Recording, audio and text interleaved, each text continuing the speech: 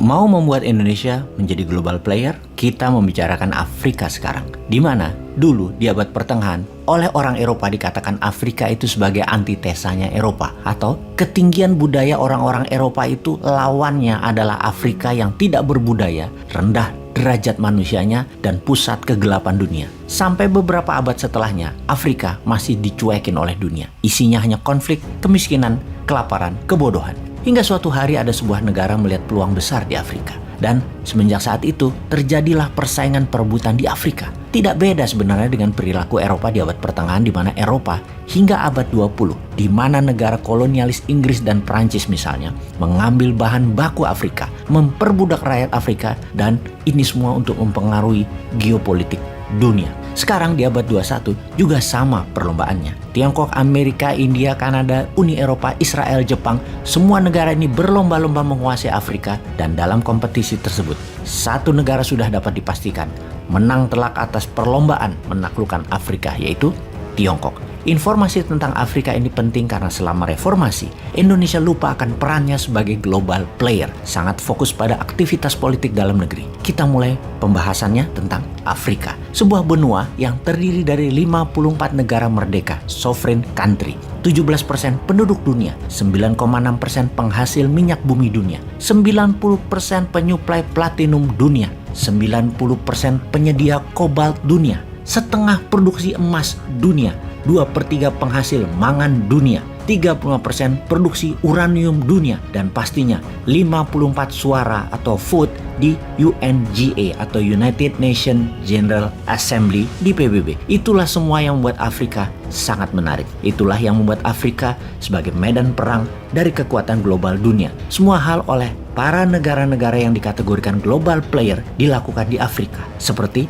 membangun infrastruktur, membangun diplomasi, memberikan kekuatan militer, menggunakan soft power, perdagangan, geopolitik. Semua dimainkan dengan gaya berbeda oleh semua negara yang tertarik dengan Afrika. Kita memberi contoh para pemain dunia tersebut, apa saja yang dilakukan di Afrika. Misalnya, di tahun 2016, Israel melakukan manuver di Afrika. Benjamin Netanyahu adalah pemimpin Israel pertama yang hadir di Afrika dalam 50 tahun terakhir. Apa yang dimauinya? Israel memerlukan 54 vote dukungan suara dalam resolusi di PBB, yaitu pro-Israel dan melawan Palestina.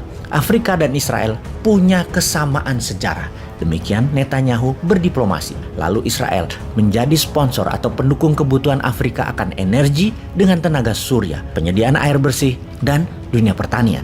Di mana kita semua tahu teknologi Israel akan 3 hal tersebut adalah terunggul di dunia. Tentang pertanian di gurun, air bersih dari air laut, dan energi listrik dari tenaga matahari. Kemudian di tahun yang sama, 2016, Senegal memprotes pembangunan perumahan Yahudi di tanah Palestina di West Bank. Apa yang dilakukan Israel terhadap Senegal? Israel membatalkan proyek irigasi The Mashaf Drift di Senegal yang bisa membuat minum 5 juta manusia penduduk Senegal. Sahabat, ini hanyalah salah satu contoh. Dan ada lagi, Uni Eropa akan melakukan investasi senilai 54 billion dolar di Afrika. Pertanyaan kemudian, apa yang diinginkan oleh Uni Eropa? Yaitu akses di pasar Afrika untuk 1,3 miliar penduduk di benua Afrika. Uni Eropa telah melakukan perjanjian dagang dengan 40 negara Afrika. Namun apakah perjanjian dagang ini menguntungkan negara Afrika? Tidak juga. Eropa yang untung besar. Ingat, yang investasi itu pasti yang untung. Tetapi apapun itu, tidak ada negara yang mempunyai minat terbesar di Afrika selain Tiongkok. Tiongkok dalam 17 tahun terakhir membiayai 1 di antara 4 proyek infrastruktur di Afrika. Dan kita semua tahu bahwa Afrika sangat kekurangan infrastruktur jalanan, dan Tiongkok tahu itu dan menyiapkan buku cek yang tebal untuk membangun dan membiayainya. Semenjak tahun 2005, Tiongkok sudah menggelontorkan dana senilai lebih 2 triliun dolar atau 2.000 billion dolar atau 16 kali APBN Indonesia ke Afrika. Tentunya berupa barang, berupa teknologi dan pekerjaan. Uangnya tetap di Tiongkok, memodali perusahaannya sendiri, BUMN-nya sendiri. Tiongkok membangun 6.200 km rel kereta api yang merupakan jaringan kereta api terpanjang di Afrika yang menghubungkan Ethiopia dan Djibouti. Dan untuk mengendalikan investasi Tiongkok tersebut, Beijing membangun kantor pusat pembangunan Afrika di Addis Ababa. Lalu apa yang didapatkan oleh Tiongkok? Banyak Tiongkok menang banyak. Seluruh infrastruktur di Afrika adalah yang memudahkan barang Tiongkok masuk ke Afrika dan memudahkan hasil sumber daya alam Afrika keluar ke Tiongkok. Sound familiar?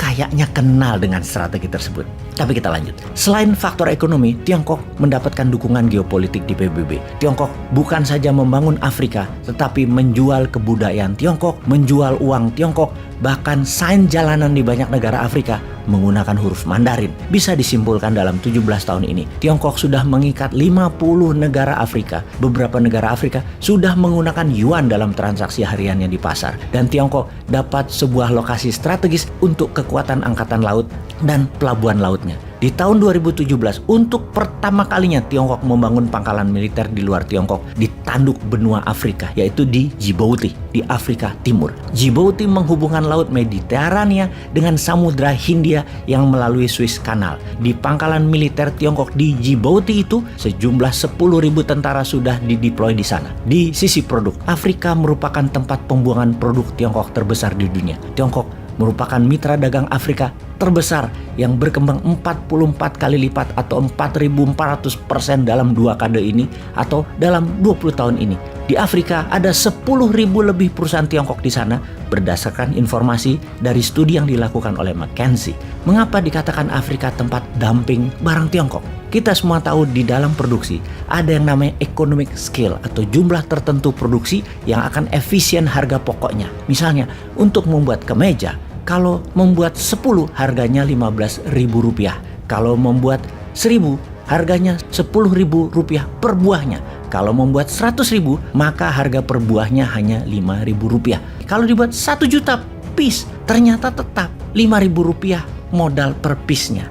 Maka Rp5.000 dan angka 100.000 adalah economic scale-nya. Tiongkok menjual satu kemeja jadi 20.000 misalnya per piece. Ketika Tiongkok memproduksi untuk dunia 1 juta kemeja diproduksinya, modalnya 5 miliar. Terjual 250 kemeja, investasi balik modal. Terjual 800.000 kemeja, untungnya nggak kira-kira. Nah, sisa yang 200.000 di gudang dijual dengan harga Rp0 aja untung daripada harus menuin gudang. Maka oleh Tiongkok itu didumping, dibuang ke Afrika dengan harga berapapun. Rp5.000 juga nggak apa-apa. Bagi Afrika, Tiongkok baik banget. Itulah salah satu kegunaan Afrika bagi Tiongkok. Tempat buang barang-barang dengan harga murah, tempat dumping.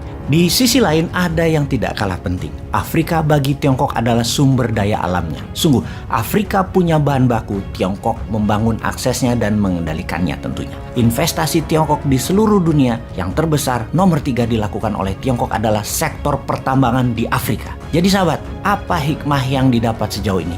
Sudah mulai paham?